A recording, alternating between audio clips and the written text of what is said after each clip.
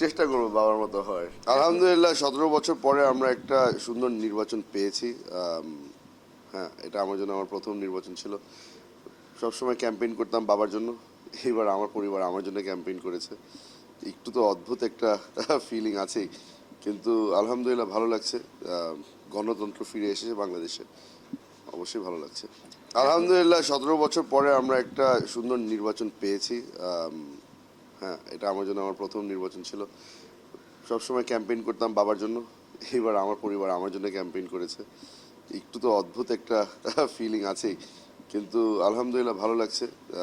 গণতন্ত্র ফিরে এসেছে বাংলাদেশে, অবশ্যই ভালো লাগছে। আচ্ছা, কোন কাজটি আপনি বেশ কিছু নির্বাচনের প্রচারের সময় বেশ কিছু বলছিলেন, চাঁদাবাজ থেকে শুরু করে বালি উত্তোলন করার, চাঁদাবাজি করে তাদের থেকে শুরু করে সুন্দর রাঙ্গুনি করার জন্য, তো নিরাপদ রাঙ্গুনি করার জন্য প্রশ্ন দিয়েছিলেন, আপনি কোন কাজটা প্রথম করবেন? মাদকমুক্ত রাঙ্গুনিয়া করার জন্য আমার প্রথম উদ্যোগ হবে। তো আশা করছি যে আপনারা সহযোগিতা করবেন। মিডিয়া ভাইরা যারা আছেন, আপনাদের একটা বড় রোল প্লে করতে হয়। সঠিক তথ্য আমাদের কাছে পৌঁছানোটা কিন্তু আপনাদের একটা বড় দায়িত্ব। আশা করি আপনারা সহযোগিতা করবেন। এই কাজটা দিয়ে শুরু করতে চাই রাঙ্গুনিয়ার নতুন স্বপ্ন। বিপুল ভোটে আপনি বিজয়ী। আসলে আমরা একটু জানতে চাচ্ছি, নারীদের যেমনটা দীর্ঘ লাইন ছিল, তেমনিভাবে পুরুষদেরও কিন্তু দীর্ঘ লাইন ছিল। কি মনে করেন আসলে যে রাঙ্গুনিয়ায় এই আসনের মধ্যে বিপুল ভোটে আপনার জয়, এটাকে আপনি কিভাবে দেখছেন? এত ভোটার কিভাবে? বেশ কয়েকটা ফ্যাক্টর আছে এখানে। এক হচ্ছে গিয়ে আমার রাঙ্গুনিয়ার মধ্যে আমার একটা পারিবারিক সম্পর্ক আছে। তো সেই পারিবারিক সম্পর্ক দীর্ঘদিন আমার বাবা ওখানে কাজ করে এসছে, তো সেই কারণে একটা ভালোবাসা তো সবসময় থাকে। তার সাথে সাথে আপনি নারীদের বিষয়ে জিজ্ঞেস করলেন। এবার আমার সহধর্মিণী, আমার মা, আমার বোন, তারা সকলেই আমার জন্য অনেক পরিশ্রম করেছে, তারা আমার জন্য ক্যাম্পেইন করেছে। আমাদের রাজনীতির মধ্যে একটা জিনিস অনেকদিন ধরে মিসিং ছিল, সেটা হচ্ছে গিয়ে ভোটারদের সাথে একটা কানেকশন। বিগত আমলে যারা ক্ষমতায় ছিল তারা কোনো সময় ভোটারদের সাথে কানেক্ট করতে চেষ্টা করেনি। এবার আমরা যেটা করতে চেষ্টা করেছি, জয় হার ওটা বড় বিষয় ছিল না, ভোটারদের সাথে সম্পর্কটা বাড়ানো বড় বিষয় ছিল। তো সেই কারণে মনে হয় যে তারা সাড়া দিয়েছে, সেই কারণেই সকলেই ভোট দেওয়ার জন্য আগ্রহী ছিল এবং ভোট দিয়েছে তারা। নির্বাচনের যে ইশতেহারে যে যা যা বলেছেন, আসলে বাস্তবায়নটা কতটুকু বলে মনে করছে? বাস্তবায়ন করা সম্ভব হবে কিনা?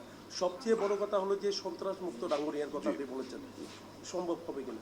সম্ভব অবশ্যই হবে। আপনারা বাকি অন্যান্য দলের ব্যাপারে আমি বলতে পারবো না, কিন্তু আমি যে ইশতেহারটা দিয়েছি সেটা একটা বেশ শর্ট ইশতেহার ছিল। যেগুলি করতে পারবো সেগুলি ওয়াদা করেছি, যেগুলি আমার পক্ষে সম্ভব হবে না সেই ওয়াদাগুলি আমি করিনি।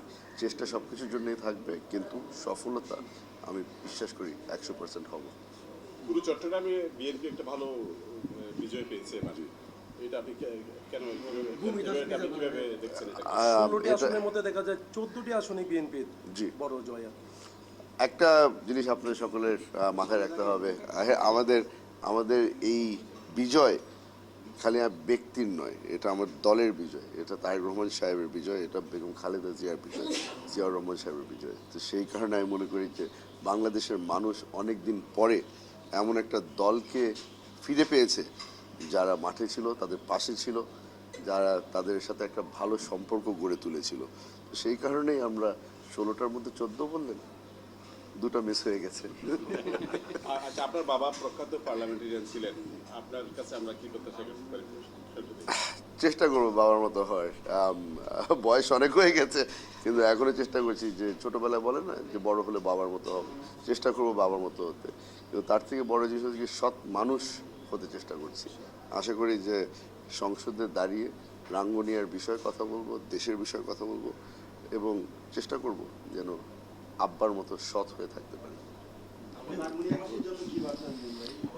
রাঙ্গুনিয়াবাসীর জন্য ভালোবাসা, এত এত সম্মান দিয়েছে, এত স্নেহ দিয়েছে, আমি তাদের জন্য খালি একটাই জিনিস বলবো, দোয়া করবেন আমার জন্য, আমি যেন যেই ওয়াদাগুলো করেছি সেগুলো আমি পূর্ণ করতে পারি এবং আপনাদের জন্য যেন আমি কাজ করতে পারি। এই সুযোগটা দেওয়ার জন্য অনেক অনেক অনেক ধন্যবাদ।